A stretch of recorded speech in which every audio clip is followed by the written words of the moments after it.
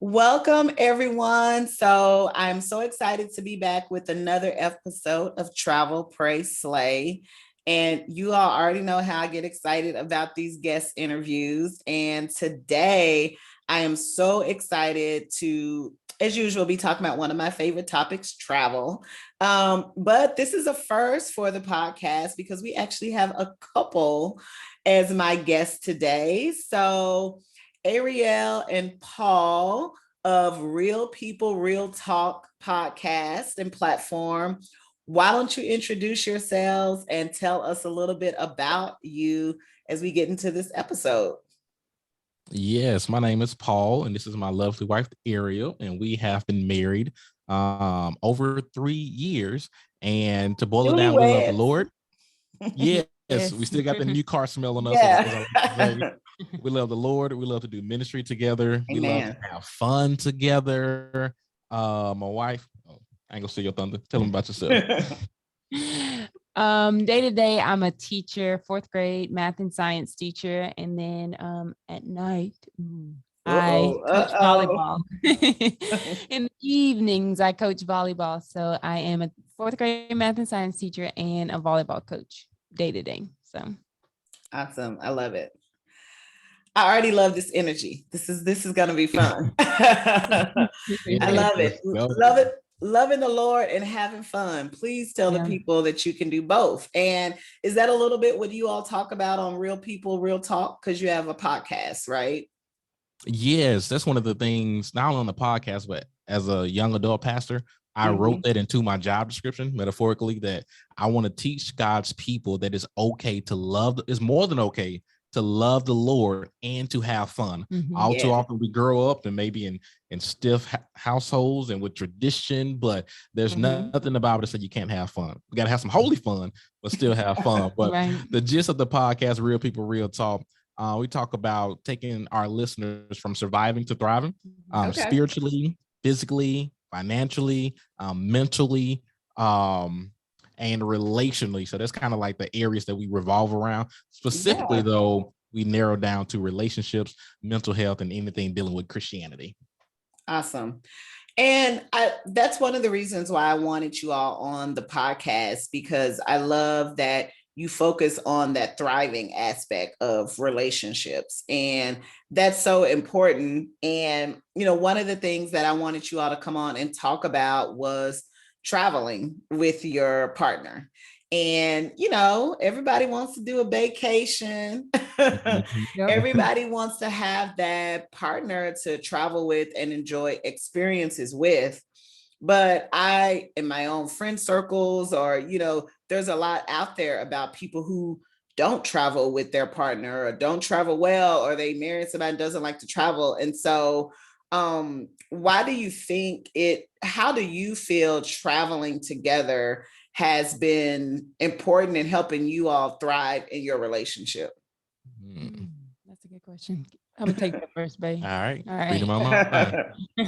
Well, I think traveling together really connects us more because you can get caught up in everyday life, just going to work, going to church, doing everything that you have to do every single day. You can get caught up in that. And so traveling really takes us out of what we do here day to day. And it helps us because we're like, okay, we can rest because I'm a teacher, y'all. I don't get no, okay. These kids are bad. I know these kids are bad. They sweet. It don't matter what grade, but they are bad. It is a different generation out here. Okay. Just pray for y'all teachers out here. Pray if you got any children, if you got nieces, nephews, whatever it might be, pray for the teachers because we need it. Okay. Yes. But traveling just takes us we can rest, we can go to new places, and it can just be us. It's a time for us to connect. We can get in God's word together. We can pray together. Not that we don't do that at home, but it's a different feel when you're somewhere else and you can pray together still. You can read together still. You can have fun, but still do it God's way and be able to just reconnect with each other. Because if you are at home, you can get into the habit of just going, doing. And your significant other can just become housemate, Mm-hmm. like a roommate. And Yeah. then you're doing all this stuff, but you're just existing together. So when we Mm-hmm. go and we travel, we take a step back and we just talk to each other. We laugh, we joke. Like we do Yeah. that all the time, but it's like a different type of feel when we are Mhm. traveling and when we're just together. It's just us, and we know that we're in that city or that state together. We're trying Mhm. new things. We're trying, new foods, new Yeah. height. We're doing all types of stuff together. And so it connects us in a totally different way than it would if we were just here at home, just doing day-to-day stuff. Yeah. And I love what you said, because so much of it is about getting out of that routine, right? Yeah. And Correct. so, Mhm. yeah. And I recommend that even, for people just traveling, period. Like that's why travel is so important, because it gets you out of that routine that you have. And you talked about like being able to experience things together. It's so important to expand your world, and you don't have to go overseas. I mean, different parts of this country have all kind of different experience and cultures True. that we have never experienced. And so it's just, travel is just a way to expand your world, help you get out of that routine. And I like what you said, because sometimes as a couple, when you are kind of settling into that routine, like you said, it's work, it's church, it's all the hobbies that you all have locally. It's even probably just the routine in your marriage. Okay, I make him breakfast, I cook him dinner, he rubs Right. my feet. You better be rubbing her feet, Paul. And that, right. And so, and then I like what you said too about the resting part too, and just being able to experience something different with your partner, and you have those memories. So Paul, from your perspective, what do you enjoy most about traveling with your wife? Creating memories. Like Yeah. almost at the end of every single day of our vacation, we would ask, all right, give me your top three. Like, what's the highlight of today? And we I look love forward to having that. those conversations. And just from the pictures, from the souvenirs, we just have these memories. You can't buy memories. And so Yeah. we go to these places. We remember. We love saying, "Hey, you remember that time we went to New York? You remember the time we went? What's the area where the foot traffic be so thick? Times Square. Times Square. You remember the Yeah. time Oh we went yeah. there the very first time, because you see things, specifically talking about New York, you see the movies, you see the sitcoms that talk about it, but when you actually go there for yourself, it's a different feel. Yeah. It's a place, and even not just as a couple, but even single people, everybody of all ages, I would encourage you to travel, Yes. because like I say, you have those memories. You can try new foods, try different things. And then as a podcaster, sometimes just being in a different place, I get different ideas, whether it's about the podcast Yep. or about my job or about our marriages. When you're in a different atmosphere, you just get different ideas kind of come. So we love to travel. It's important and near and dear to us. Yeah. Yeah. And travel to me, it's always, it's like also the perspective I have when it comes to dating, right? Like why I think date nights are so important than Netflix and chill type of, you don't want to fall into those routines, period.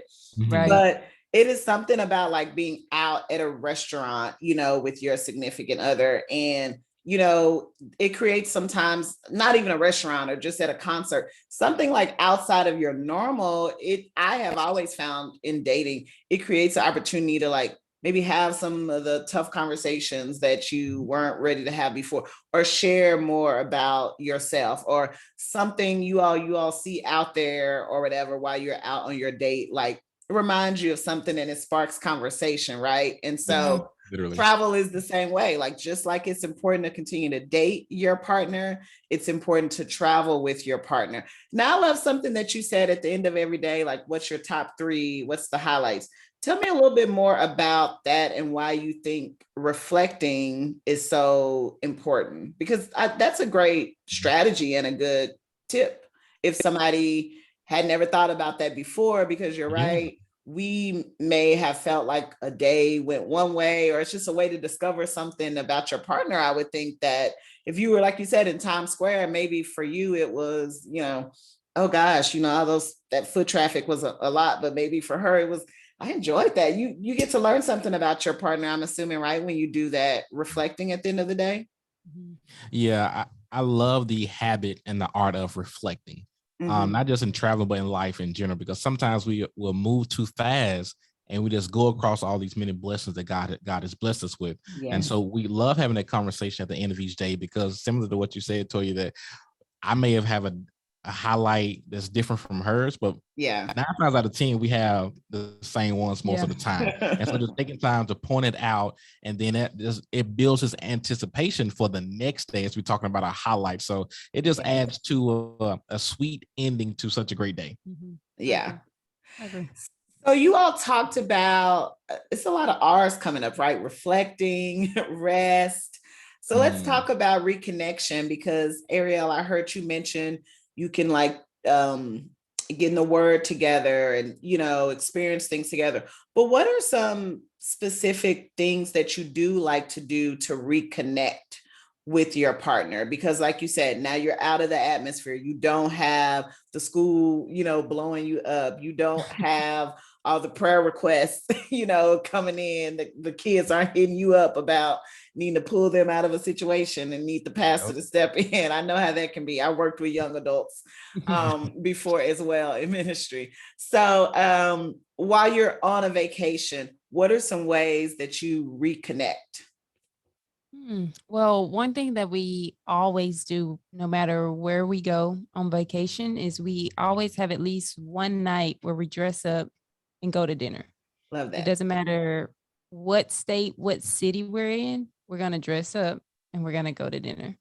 So we make it like you said, you want to keep dating your partner. And so that's a way that we just continue to date each other. Like literally, we go out on a date. And so we dress up, we go, like when we went to New York this last time that we went, we ate at one of the highest, like literally height wise, not like highest like money wise, but highest like height wise restaurant. The World Trade One. There it is. World Trade One. And Yeah. so it was one of the highest restaurants in the city. Like we saw the whole 1,776 feet to be exact, because it's when the country was born. But yeah. Oh yeah, that. Oh, interesting. So they made it that specifically.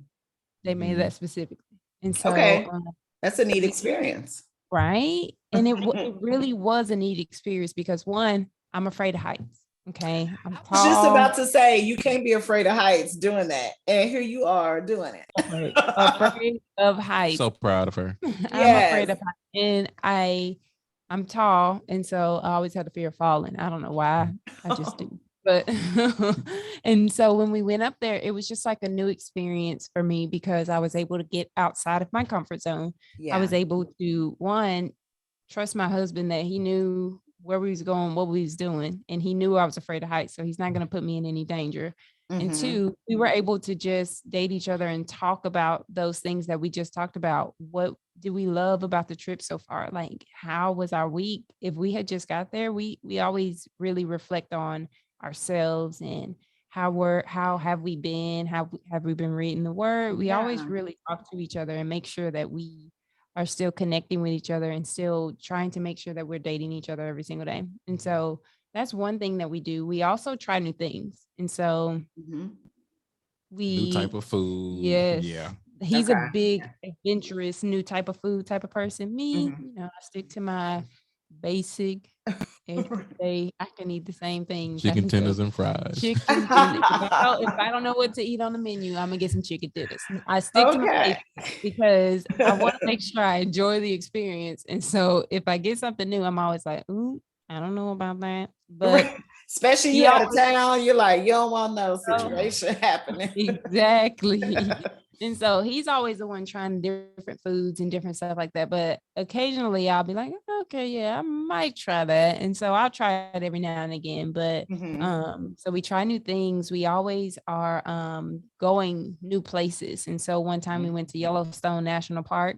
And that was an experience all in itself because it was an outdoor experience and I like being inside, but that one, like being in Yellowstone makes you want to be outside. It makes you want to go camping. And I'm like, Me. That is camping. something I had a colleague who, like, for a year, it was like her mission to visit all the like state parks. Mhm. And it made me realize that I've never been to like Yellowstone and all those kind of experiences like that. And so like that's one of the things on my travel bucket list as well, is going to like Yellowstone, because I've heard so many great things about it. And like you said, yeah, I'm sure that was different. Like, here's an outdoor activity, which you're a little more comfortable with, but like you weren't. So how, with those two different styles, right? Because it can be like that with your partner. They are I have dated somebody before who was like, I am good just like staying within the 2 blocks of our hotel. We can go to this restaurant, we can go down to the hotel. And I was more like, no, let's this excursion and that. Yeah. So how do you blend your two different styles together when you're on vacation? Yeah, we've learned to celebrate our differences as opposed to allowing them to divide us. Yeah. And so we even each other out. I am the planner when it comes to the trips, and sometimes I've been guilty of over planning and planning like down to the hour. You one of those itinerary people, like, oh yes, I 10 by 10. Yes. We got bills by 9. With my wife, it's more spontaneous. And so we took a trip. It was during the quarantine of 2020.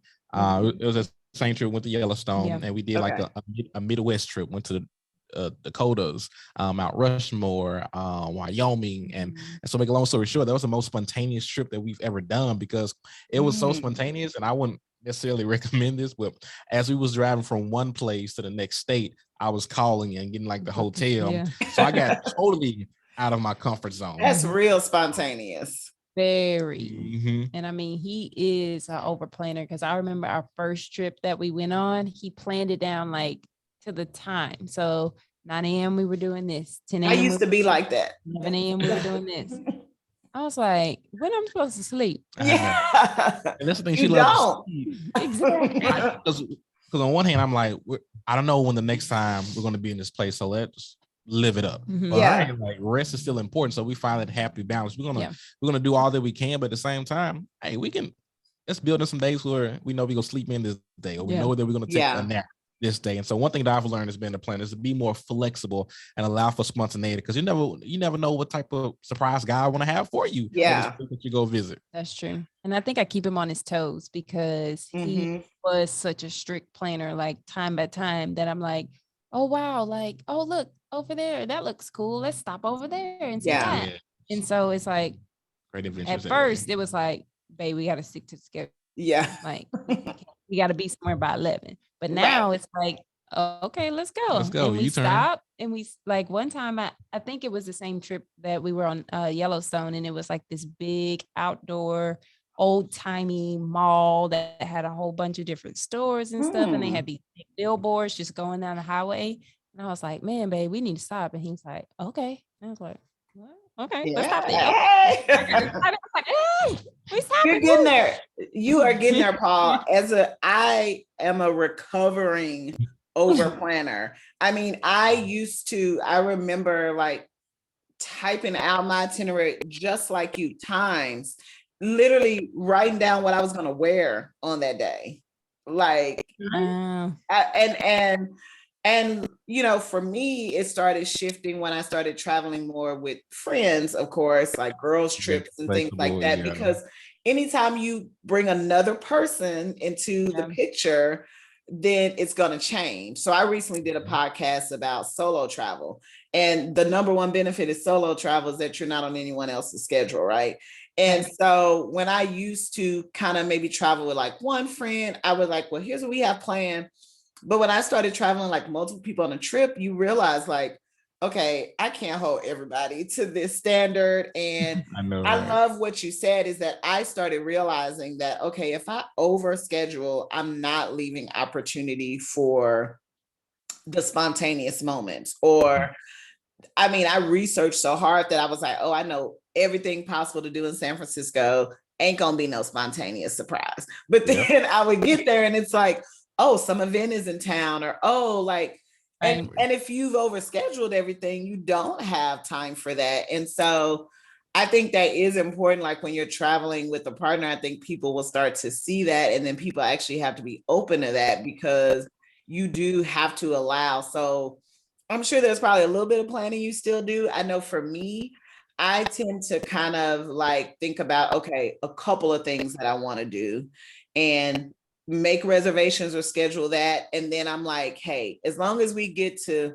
these one or two things, then I'll leave it like open. And so if I'm traveling with somebody, so recently I just got back from Washington, D.C. with two of my girlfriends. And one of the big things that we kind of centered the trip around was visiting the Smithsonian National Museum of African American History and Culture. Yeah. Yes. Power to the people. If you all have not gone, you really got to make it out there.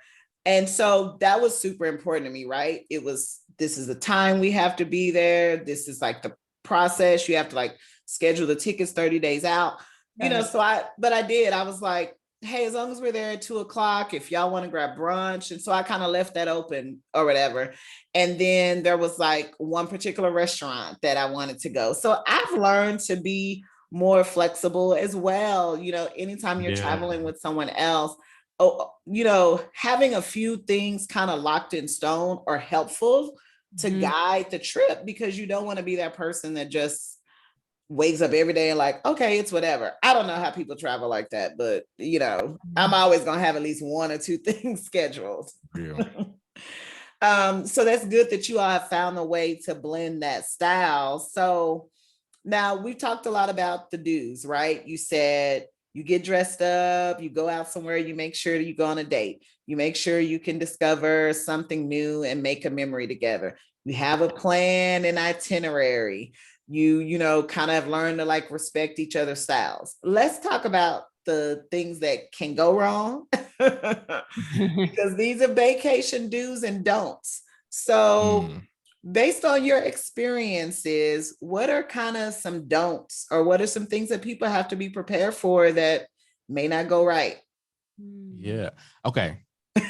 Off the top of my head, don't get so caught up in the euphoria of the trip that you blow your budget. All right. Because a lot of times when you're in a new city, you're like, I might not be here no more. So let me make sure, let me do this, let me do that. And so, because I had to learn, because I love souvenirs, and I used to get so many different types of souvenirs. I get like a writing pen, I get a mug, I get a t-shirt. So finally, I've landed on, if I can just get a mug, I don't need a t-shirt, because I got real people who talk t-shirts. I don't need a t-shirt. I'm just gonna get a mug. I like to drink coffee, and so with the mug, every time I drink coffee, I'm reminded of that trip. Yeah. And sometimes I get a pen too, but I'm like, I don't need a shirt. So don't blow. The first one I would say before I pass it over to you, Baze, don't blow your budget just because you're in this feel good dopamine euphoria because you're traveling. Yeah. Baby, because those insufficient fees will start hitting y'all next that week after. Man. When you get back, you're gonna have a lot of trouble. Okay, a lot of peanut butter and jelly sandwiches for the week. Okay. Rice and That's a good one. Yeah. Don't blow your budget, because you're right. We can get so caught up. Or again, if you haven't researched, to the fellow planner, Paul, you know, you don't realize, oh, I didn't know that restaurant was gonna be that expensive, or I didn't know it was gonna cost $60 to ride the Ferris wheel or something like that. Right. So I like that. Don't blow the budget. What you got, Arielle? Let's see. Well, a good one to go along with it is make sure for the dues, make sure you do create a budget.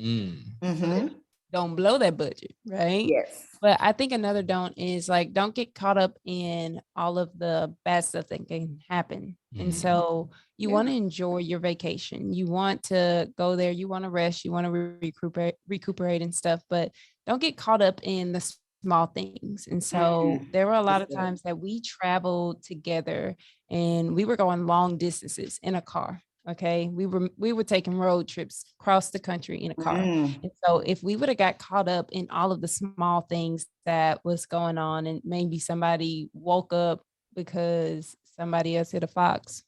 Wait a minute, you out here hitting foxes with your car? I need that story in a minute.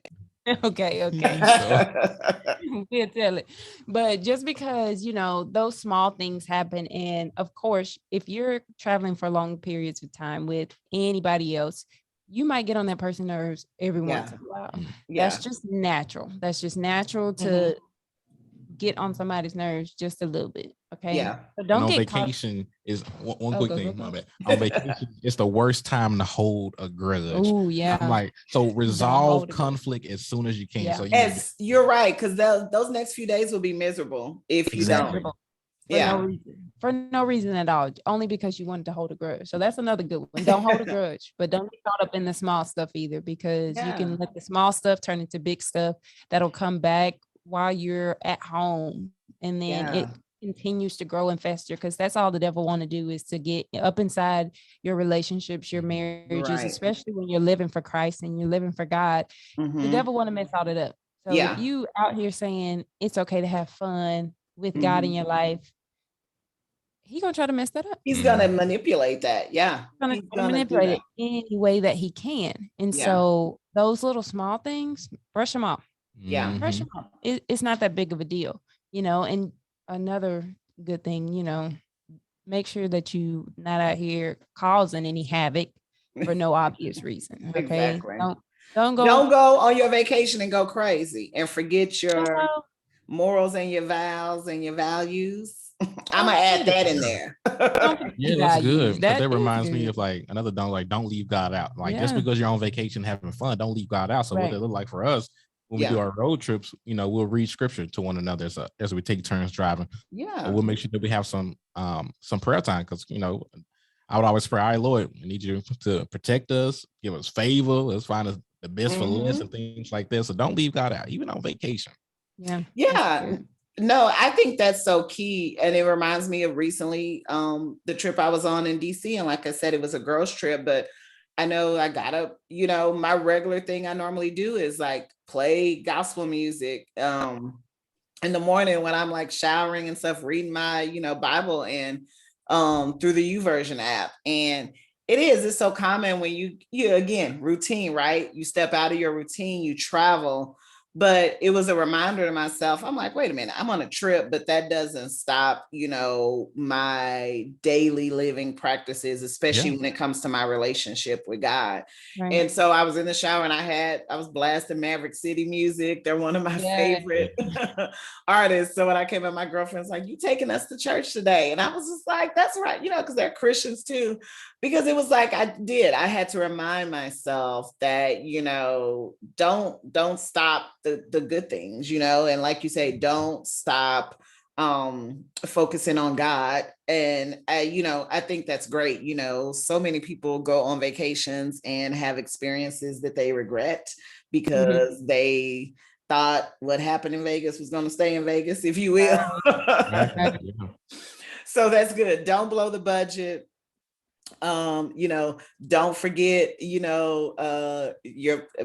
vows and your values and your God, and don't sweat the small stuff, because you're so right about that. And I think too, it's important, like you said, whether you're traveling with friends or your partner, at some point, somebody is going to get on your nerves. There has not been a trip that I have taken where there wasn't a moment, right?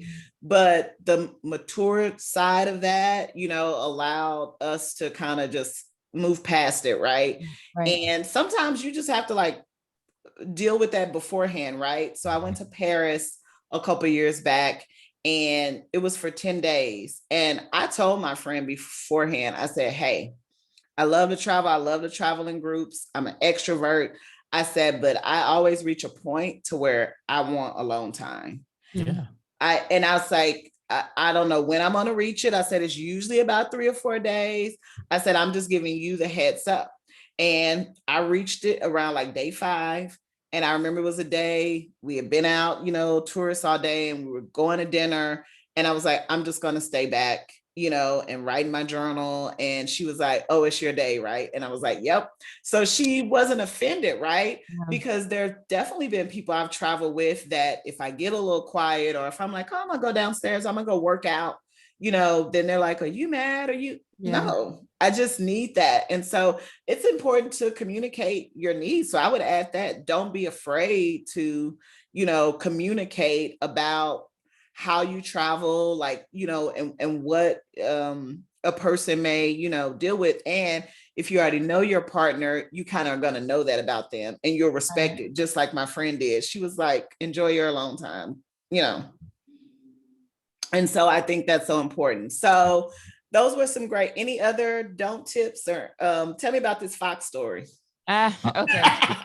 Before I tell the Fox story, I will say, make sure when it comes to like couples, make sure you collaborate. Like, even though I'm the planner, I make sure like, all right, babe, like what are some things that you want to do? What are some restaurants that you want to go to? Because I don't want her to go on my trip because it's our trip. Yeah. So make sure you collaborate. It goes back to something you already said, Toy, just communicating with one another.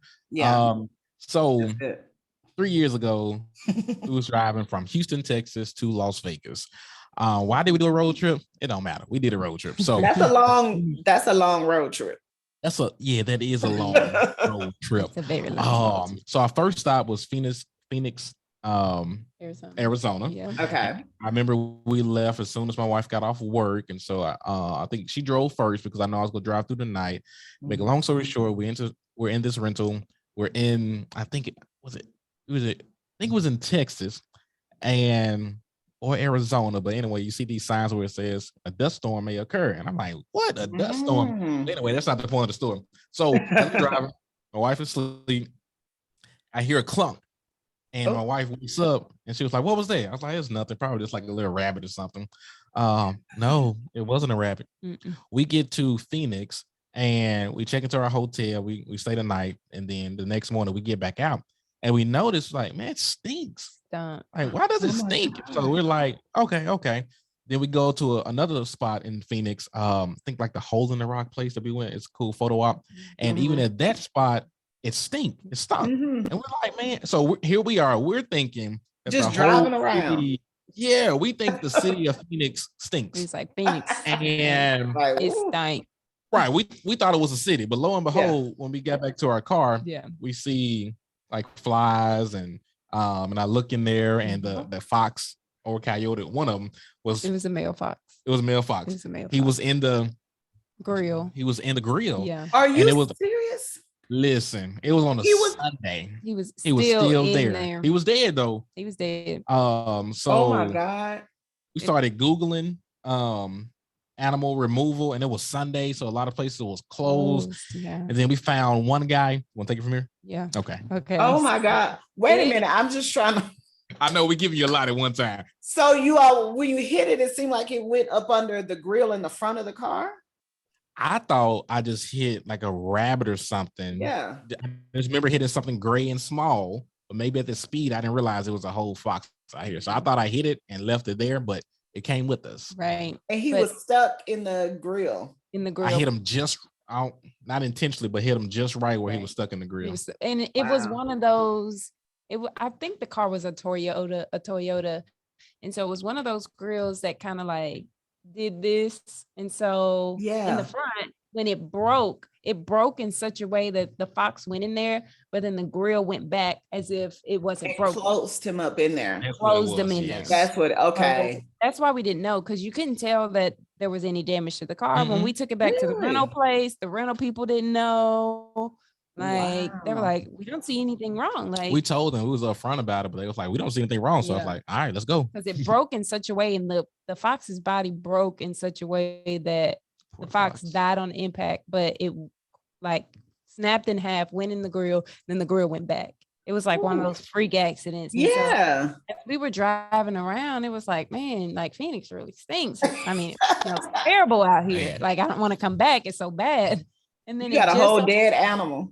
Riding around with us. And if we would have never went to the hole in the wall, not the hole in the wall, the hole in the rock, because it was kind of up off to the side. If we would have never came down off that hill to see into the grill, we would have never known that it was there.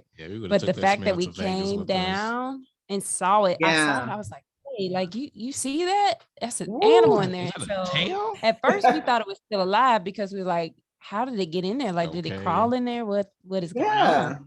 And so then he realized, he was like, oh, I did hit something overnight, and it all came back. But the guy came and he took it out. Like he met us in a parking lot and something. He took it out. But the exterminator guy, he had on like one of those gas masks that had like the two big old to the side. Hazmat suit. Right. He had on a hazmat suit. The guy said this was in top 5 bad smells that he had ever smelled, ever. Ooh. He said it was top 5. It was just that bad. He pulled it out, and I mean, it was a pretty big fox. I still got the video. I show people all the time. But I mean, it was one of those things. It's like making memories. Like I was just about to say, that's a story making memories. you all will be telling for years. Yes, for real. that is exactly what it is. Oh gosh, that is interesting. So I hope it didn't derail the rest of the trip after that. Once the dude came and took it, so yeah, it was good. So I was faithful that we found somebody on a Sunday that was willing to do that, because that would have been a very stinky situation, pun intended. Yeah, I love that. Well, I was going to ask about one of your favorite memories. I think that one may take the cake. But what I always love to ask people, like, one of their favorite trips and why. So what's one of your favorite trips? You want me to go first? Yes. Okay. I think my favorite trip by far is the first time that we went to New York, because we had always seen New York on the TV and in videos and all this other different type of stuff, but it was a different feel being in New York, like walking around the streets, how they walk around, like you get a new type of confidence walking in New York, because like, I wish a car would hit me. Like, that's how people in New York walk. And you get that type of confidence when you get there, and it's like, I wish a car would hit me as I'm walking through the street. Yeah, pedestrians take over the roads there. Yes, indeed. And so the first time that we ever been to New York, the lights, just everything. I think we saw Lion King on Broadway the first time that we went. We went to the Starlight Diner where the waiters are singing. The waiters and waitresses, they're singing to you while you're there. And it was just such an experience. On their way to possibly trying to get on Broadway. It's like some story behind it too. Yeah. It was just a great trip. And that was also the first trip we took a mission trip, like inside of our vacation. So we started off in New York. We kind of did our own thing together, and then we met up with our church. We did a mission trip in New Jersey, Long Island. Okay, we did a mission trip in Long Island, and then we came back and we did some more stuff by ourselves. But so we were able to create memories together. We were able to create memories with people from our church, and so it was just a great feel, like all the way around. So I think New York for me would have to take the cake as best memories ever. Yeah, I would agree. New York as well. Like when the first time we went and the plane was descending and we see the Statue of Liberty, it's like, man, we planned, we prayed, we saw so much about this. I didn't been on Google and YouTube, and now I'm about to see the fruit of our labor.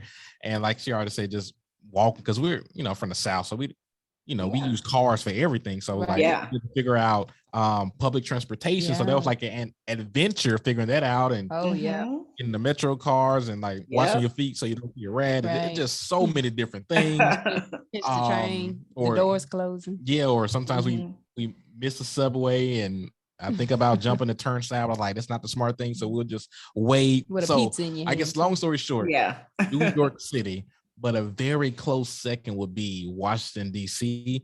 for me. And that's because I am a huge history buff. So all the free Smithsonians, and I can go on and on about D.C., but those like 1A and 1B. Yeah. Those are great. It's funny because the first time I was in New York City, I was coming from Washington, D.C. So it was a couple years after college, and me and my best friend at the time took that trip, and we were in Washington, D.C., and we had like a day or two where we didn't really have anything going on. And one of our high school classmates had just moved to New York. He was like working in the Empire State Building. And he was like, it's not that far to get from D.C. to New York. And so we actually took a bus, and it was like a Greyhound bus that was like literally like $30 a ticket that would like take us down to DC and like back. It was literally like a hot 24 hours in New York. And I can remember like, so, that you talk about the plane descending, for us, it was like driving in and like, driving in. And then, the bus station was, I think like Penn Station or something, like right in the middle of Times Square. So then when our high school classmate like met us there, he picked us up, and it was like we walked out of the station, and it's like I tell everybody, it's like just like what you see in the movies and TV. I think that's everybody's first like thing whenever they go to New York. It's like, whoa, because like we stepped out there and it was the yellow taxi cabs, all the traffic, all the lights. Like, oh my God, there's that. And so like that was an experience, and it was like, yeah, it was like we had like a hot 24 hours, and he like took us to a couple of all the sites real fast. And I've subsequently been back to New York a few times as well too, to get to experience things like the Statue of Liberty. I think the first Broadway show I saw in New York was The Color Purple. When it first came out. So that was one of the first ones that I saw. So nope, great trip, great memory that you all got to experience together. So on this podcast, I always like to say we love travel, Jesus, and Beyonce. Y'all are from Houston, so representing Beyonce. So I always like to ask people too, what your favorite Beyonce song is. And Paul, you a guy, I know you got a favorite Beyonce song too. So I want to hear it from both of you all. Yeah, for me, you may date me when I was listening to the song, but Love on Top. I love that. Got a good beat, and then exactly bring the beat in. So that would be good one, good vibe. And you, I'm curious. Look, I don't know. I like Ring Off by Beyonce. From the Lemonade album. Yes. What is I like that one. I know what you're talking about. She's in the song, she's talking about her mom, and I think it's when her mom and her dad had split, and so she was telling her mom, like, then you had enough, so you took that ring off. And so it just reminded me of my mom, because like she out here, she done took her ring off. Like, well, not like out here, but like she out here ring off. Look, it just reminded me a lot of my mom, because I feel like mothers and fathers too, they go through a lot, but my mom has been through a lot. And so the fact that she was able to move on to a new love after losing another one. So I always like that one. Yeah, that's a good cut. That's a song. I forgot about that one. And I know what you're talking about, and I can't think of like what album that was from. But you're the second person. I had someone else on who actually their favorite song was like a Beyonce song that was like, it was like a single that dropped, Worldwide Woman. And I was like, wait a minute, I thought I was the ultimate Beyonce fan, and I didn't know that one. And so that's a good one. I love the message behind that one. So awesome. Well, we are coming to an end, but this has been so great. I mean, I have loved being able to hear from you all and letting us get a little peek inside your marriage. And I love the message. I love the loving God, having fun, thriving in your relationships. I love the experiences that you all have had together, and y'all are just like too cute. And I want to continue to keep following all the travel adventures. And thank you so much for just coming on and sharing with our readers so many good tips. I know we dropped some good ones on y'all. As you all know, everything will be in the show notes. A couple of those reminders that we talked about, the do's, the don'ts, lots of good stuff. So where can people connect with you all on social media, learn more about, the different things that you are doing? So tell us about where we can connect with Arielle and Paul from Real People, Real Talk.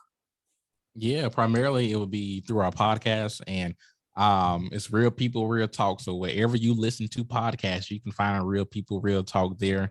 And then my social media, my Instagram is at Paul W. Calcote.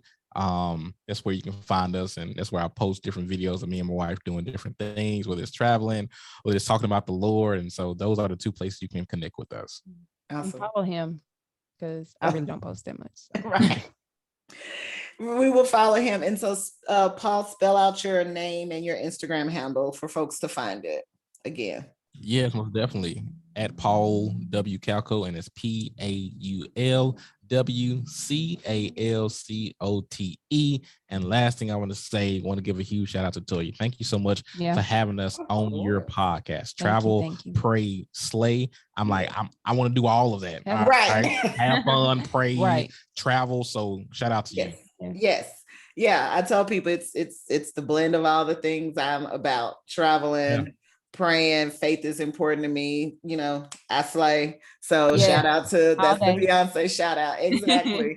And yeah, I just believe travel expands your world. You know, travel is a spiritual experience, you know, and it's a great way to help continue to discover your purpose and discover something new. So thank you all again for joining us. As I said, everything will be in the show notes. So you can see the links to the podcast. You can see the links to their social media so you can follow them. And we want to hear feedback from you. Tell us your favorite travel memories that you've had with your partner.